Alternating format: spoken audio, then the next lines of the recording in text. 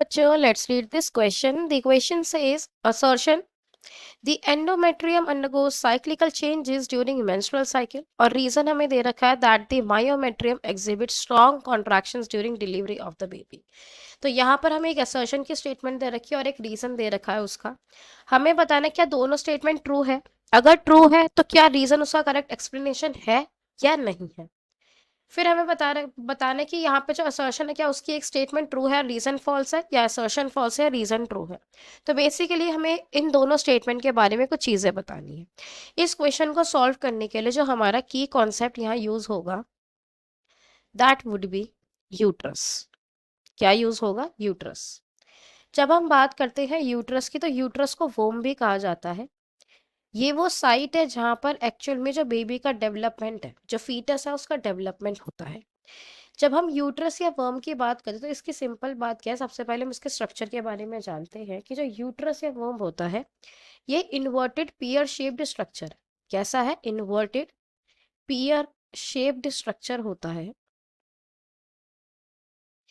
ये जो pelvic wall होती है ना उसके साथ अटैच्ड होता है with the help of ligaments. So we can write that it is attached with the pelvic wall by ligaments. जब हम यूट्रस की बात करते हैं ना तो यूट्रस में भी जो उसकी वॉल बनाती है वो 3 लेयर्स मिलकर बनाती है. यानी कि यूट्रस की वॉल बनाने के लिए 3 लेयर्स लगती हैं. तो आइए उन तीनों लेयर्स के बारे में थोड़ा सा हम जानते हैं. तो यहाँ पर हम डिस्कशन करने वाले हैं यूटेराइन वॉल या हम कह सकते हैं यूट्रस की वॉल के बारे में. देखो जो यूट्रस की वॉल है मैंने बताया उसको बनाने वाली कितनी लेयर्स है. 3 layers are there. One by one हमें सबको डिस्कस करना है. सबसे पहले उसमें आती है हमारे पास एंडोमेट्रियम. हम innermost to outermost discuss करेंगे.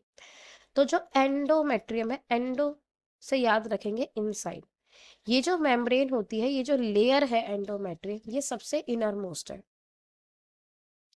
इनर मोस्ट लेयर है यूटेराइन वॉल की. ठीक है. जब हम बात करते हैं हमारे एंडोमेट्रियम की तो ये क्या करती है जो ल्यूमन वाला एरिया उसको लाइन करके रखती है यानी कि उसको सराउंड करके रखती है. ठीक है. उसके बाद अगर हम देखें तो ये जो एंडोमेट्रियम है इसी की जो लेयर होती है वो साइक्लिकल चेंजेस होते हैं उसमें जिसकी वजह से वो हर मंथ शेड ऑफ होती है और वापस से प्रोलिफरेट करती है.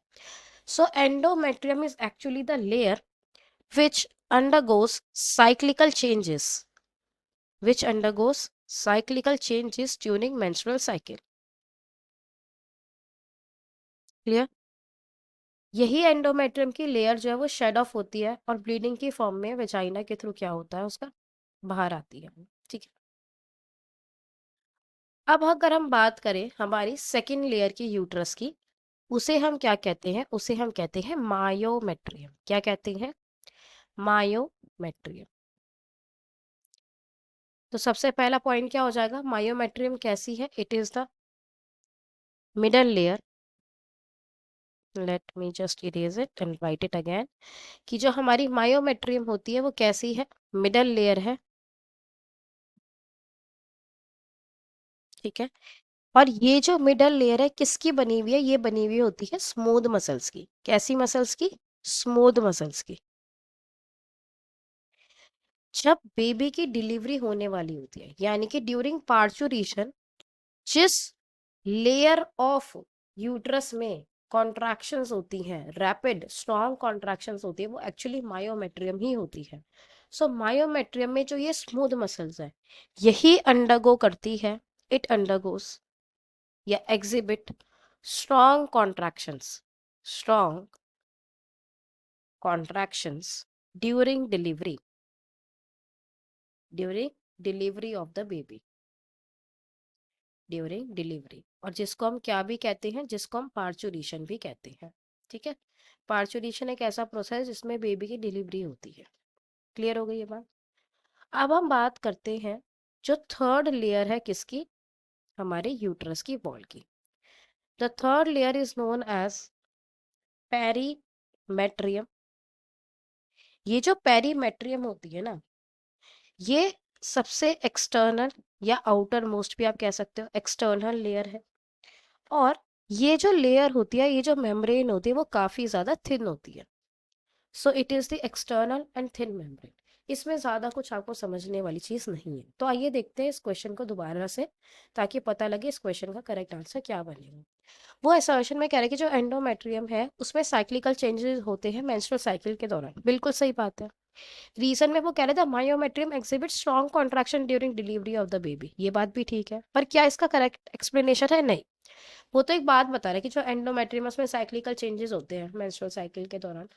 अगर हमें पता करना है कि करेक्ट रीजन है या नहीं, तो हमें वाई पूछना पड़ता है कि ये जो स्टेटमेंट है उसमें पूछो वाई, क्यों ऐसा हो रहा है। तो उससे हमें करेक्ट ऑप्शन नहीं मिल रहा, करेक्ट आंसर नहीं मिल रहा। तो देखते हैं इस क्वेश्चन का करेक्ट ऑप्शन क्या हो जाएगा। फर्स्ट में वो कह रहा है both assertion and true reason are true and reason is a correct explanation of the assertion. Yes, ये ऑप्शन गलत हो जाएगा। क्यों? क्योंकि असर्शन और रीजन दोनों ट्रू तो है, बट रीजन जो है वो करेक्ट एक्सप्लेनेशन नहीं है असर्शन का। सेकंड में दे रखा both assertion and reason are true but reason is not a correct explanation of the assertion. Yes, this option is correct. Assertion is true but the reason is false, ये गलत हो जाएगा। Assertion is false and but reason is true, ये भी false हो जाएगा। तो यहाँ पर इस क्वेश्चन का जो हमें करेक्ट आंसर मिल रहा है, that is option B. I hope you understood it well. Best of luck.